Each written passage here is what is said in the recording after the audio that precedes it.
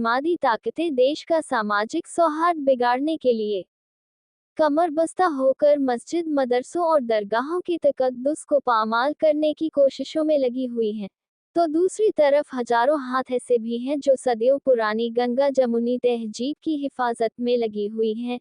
एक तरफ मुल्क में मथुरा और भोजशाला की मस्जिदों के विवाद हैं, तो दूसरी तरफ वाराणसी की ज्ञानवापी मस्जिद का मामला भी सारी दुनिया जानती है।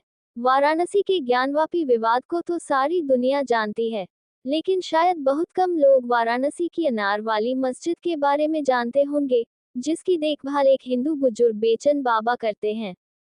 बनारस को गंगा जमुनी तहजीब वाला शहर कहा जाता है। कुछ ऐसी बातों को चरितार्थ करे रहे हैं बनारस के चौखंबा स्थित अनार वाली मस्जिद के हिंदू सेवादार, जो बीते 40 वर्षों से मस्जिद की रखवाली कर रहे हैं। इसके अलावा यहाँ पर नमाजियों व इस्लाम परंपरा को मानने वाले मुस्लिम धर्म के लोगों के अलावा हिंदू धर्म के लोग भी अपनी मुराद को पूरा करने के लिए आते हैं।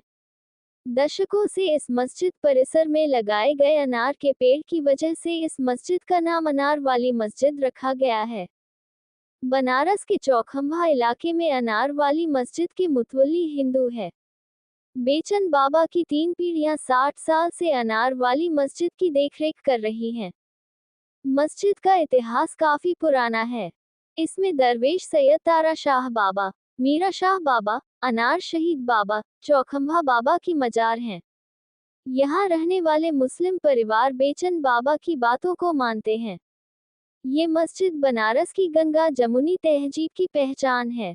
बेचन बाबा ने अपना जीवन वाराणसी की अनार वाली मस्जिद को समर्पित कर दिया है, जहां हिंदू और मुसलमान प्रार्थना करने आते हैं। बेचन बाबा की एकमात्र इच्छा है कि वे अपनी मृत्यु तक मस्जिद की सेवा करें। बेचन बाबा चौखंबा मस्जिद की तीसरी पीढ़ी के रखवाले हैं। वह न केवल जगह का ख्याल रखते हैं, बल्कि यह भी सुनिश्चित करते हैं कि अजान समय पर हो। चौखंबा, जो कभी 14वीं 15वीं सदी की 84 खंबा मस्जिद के लिए प्रसिद्ध था, ने पिछले कुछ सालों में जनसांख्यिकीय बदलाव देखे हैं। जबकि यह क्षेत्र मुख्य रूप से हिंदू बन गया, मस्जिद चुपचाप बनी रही। इसका इतिहास समय के साथ धुंधला गया, लेकिन बेचन बाबा जैसे परिवारों द्वारा इसे संरक्षित किया गया। बेचन बाबा, जो अब तीसरी पीढ़ी के संरक्षक हैं, न केवल मस्जिद की देखभाल करते हैं, बल्कि यह भी सुनिश्चित करते हैं कि दिन में 5 बार प्रार्थना की पुकार, अजान, समय पर हो।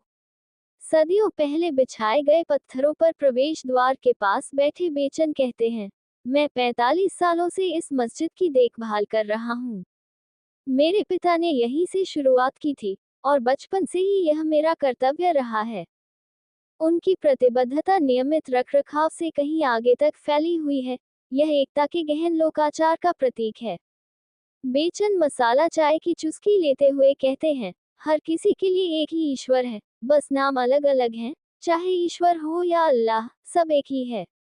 धार्मिक तनावों से अक्सर ध्रुवीकृत शहर में मस्जिद के प्रति बेचन का दृढ़ समर्पण से अस्तित्व की मार्मिक याद दिलाता है।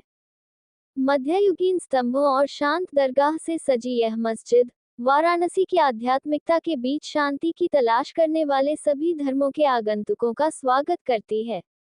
बेचन ने कहा, यहाँ सभी 5 नमाजें अदा की जाती हैं, जो बढ़ती स्थानीय आबादी के बीच इसकी समावेशी भावना को उजागर करता है।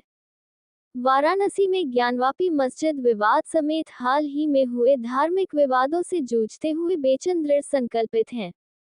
वे पास के गोपाल मंदिर की ओर इशारा करते हुए कहते हैं, दूसरी जगह चाहे जो भी हो, यहाँ नफरत के लिए कोई जगह नहीं है। हिंदू और मुसलमान शांतिपूर्वक एक साथ प्रार्थना करते हैं। भविष्य की ओर देखते हुए बेचन को उम्मीद है कि मस्जिद की देखभाल की उनकी विरासत उनके बेटों को मिलेगी। सेवा और एकता में निरंतरता पर जोर देते हुए वे कहते हैं, पहले मेरे पूर्वज, फिर मैं और अब मेरे बेटे, ये हमारी पारिवारिक विरासत है।